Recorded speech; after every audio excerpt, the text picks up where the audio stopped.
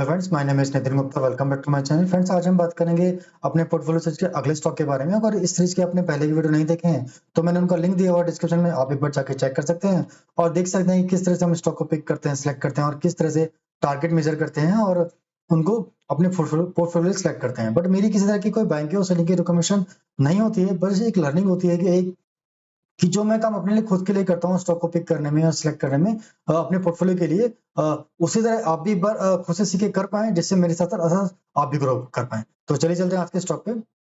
आज की जो कंपनी है उसका नाम है इंडिया ग्लाइकोल लिमिटेड। तो बेसिकली कंपनी करती क्या है, मैं एक बार वो दिखाई दूं आपको। Establish in 1988, India glycol limited is engage in the manufacture of green technology based world specially and performance chemical and natural germs sprites industrial gases sugar and Nutra. तो बेसिकली ये काफ़ी तरह के केमिकल बनाती है और ये अपनी एक अच्छी बात मुझे और नज़र आई थी इनकी वेबसाइट को, जो मैंने देखा, जो कि टैगलाइन मुझे बड़ी पसंद आई थी, ग्रीन इन अवर डीएनए। मतलब कि जो we are India leading green chemical company, मतलब ये अपने आप को ग्रीन केमिकल कंपनी बोलते हैं, जिससे जो ये केमिकल बनाते हैं ना, वो बिल्कुल एनवायरमेंट फ्रेंडली है। ठीक है, तो मेरा इसको आज पिक करने का रीजन क्या था वो आपको आगे समझ में आएगा। कि इनके सेगमेंट देख लेते हैं कि बिजनेस किस किस का बायो बेस से इनका जो केमिकल्स बनता है उससे 64% का इनका बिजनेस जनरेट होता है, और स्प्राइट से 28% और बायोफार्म में 7%, और डोमेस्टिक मार्केट से इनका काफी सारा बिजनेस है 91%, और एक्सपोर्ट ये 9% को करते हैं।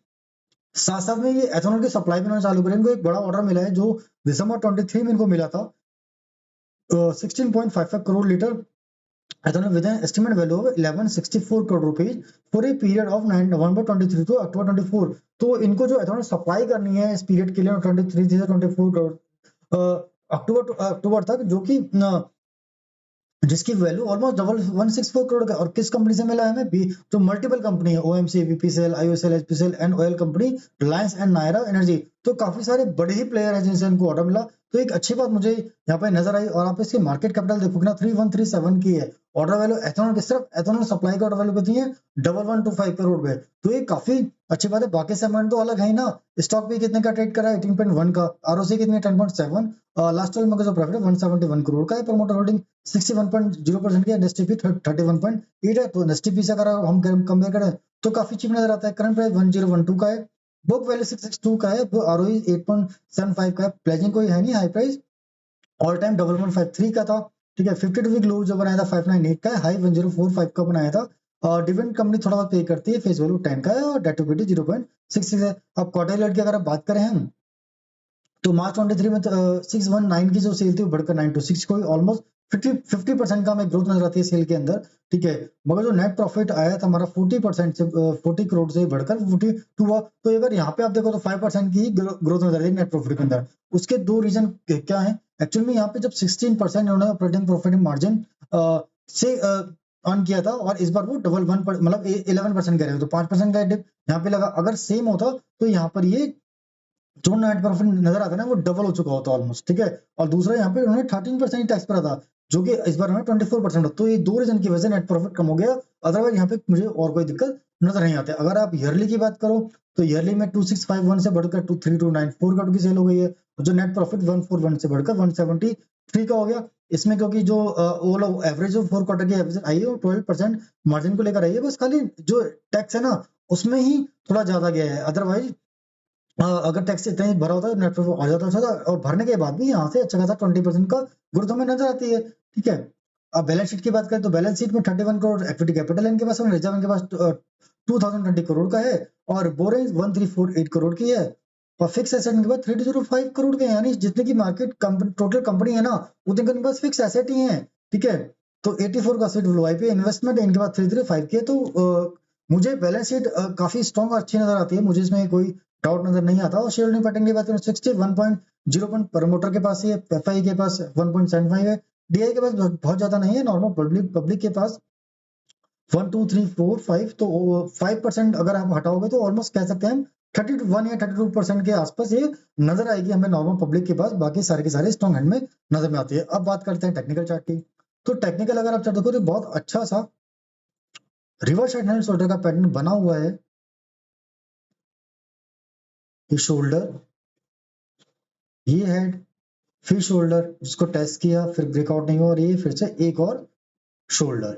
ठीक है, तो इसे हम कॉम्प्लेक्स रिवर्स हैंडल शोल्डर का पैटर्न बोलते हैं। ठीक है, अगर आप देखोगे तो इसका ब्रेकआउट हो गया, ब्रेकआउट वो कंफर्म भी हो गया है।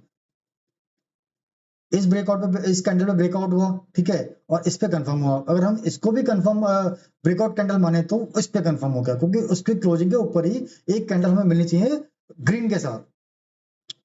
अब इसका हम टारगेट मेजर कर लेते हैं।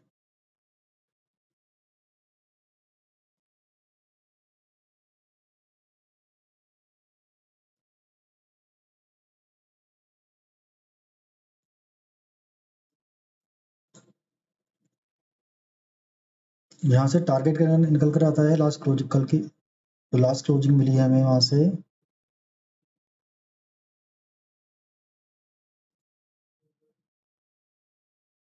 ऑलमोस्ट 41% का हमें गेन अभी भी नजर में आता है ब्रेकआउट अभी होने के बाद भी। ठीक है, तो एक अच्छी बात है। और एक चीज और हम देखते हैं यहाँ पे, जो इन्होंने अपना लाइफ टाइम हाई बनाया था वो 22 में बनाया था मार्च में, उस टाइम फाइनेंशियल क्या था एक बार वो भी चेक कर लेते हैं हम लोग। तो उस टाइम पे जो फाइनेंशियल है 2868 करोड़ की सेल्स थी इनकी, जो बढ़कर 3294 की हो गई है। उस टाइम पे 9% के मार्जिन थे और अब 12% के हो चुके हैं। ठीक है, 340 का नेट प्रॉफिट था, जो कि 173 का हो गया। यहाँ पे आपको आधा दिख रहा होगा, बट एक्चुअल में आधा है नहीं। क्यों नहीं है? क्योंकि यहाँ पे ना 260 की अदर इनकम है, जिसमें से एक्सपेंस आइटम की अदर इनकम 218 करोड़ है। अगर आप इसको माइनस करोगे तो ये काफी कम हो जाएगी, काफी कम। 120 तो 100 120 के आसपास होगी। तो अगर वहां से आप देखोगे तो अच्छी खासी नेट प्रॉफिट में ग्रोथ ही नजर आती है। कोई यहाँ पे भी ग्रोथ है, यहाँ पे भी ग्रोथ है, यहाँ पे भी ग्रोथ है। अब एक्चुअली में ये आया कहाँ है? तो यहाँ पे अगर क्वार्टर रिजल्ट देखोगे ना आप, तो जून में ये इन्होंने एक अपनी कंपनी, केमिकल कंपनी के अंदर हिस्सेदारी को सेल किया था दूसरी कंपनी को, तो वहां से जो अमाउंट आया था वो सीधा का सीधा यहाँ पे वो अदर इनकम के अंदर इन्होंने डाला हुआ है, जिससे वो यहाँ पे नजर आता है। अगर आपको डील पढ़ना है तो आप यहाँ पे इसकी पीडीएफ खोल के आप एक बार जाके चेक कर सकते हो। ठीक है, तो ये अब मेरा इसमें पॉइंट ऑफ व्यू क्या रहेगा? मेरा पॉइंट ऑफ व्यू यही है कि ये मुझे 40% गेन मुझे एक अच्छा स्टॉक लगा एक पोर्टफोलियो सीरीज के लिए। और क्योंकि हम ज्यादातर हम वही स्टॉक पिक करता हूँ मैं जिसमें 40% का सीजन हमें एटलीस्ट मिल सके। अगर उसमें साल भर का समय लग जाए, 1.5 साल का समय लग जाए, तो भी मुझे कोई दिक्कत नहीं होती, क्योंकि हमारा जो एवरेज जो मोटो रहता है ना, वो यही होता है कि पोर्टफोलियो से ऐसे स्टॉक पिक किए जाएं जो हमारा कैपिटल को 3 साल में एटलीस्ट वो डबल कर सके। कई बार वो पहले भी हो जाता है, कई बार वो ज्यादा भी होता है। ऑल ओवर डिपेंड करता है मार्केट सेंटीमेंट पे। ठीक है, मुझे कोई दिक्कत नहीं होती कि अगर मार्केट गिर भी जाएगी तो मैं यहाँ से मैं मुझे डर लगेगा, एक्चुअली में डर नहीं लगेगा मुझे। तो वो अपॉर्चुनिटी नजर आती है। बट ये मेरा पॉइंट ऑफ व्यू है, आपका पॉइंट व्यू अलग हो सकता है।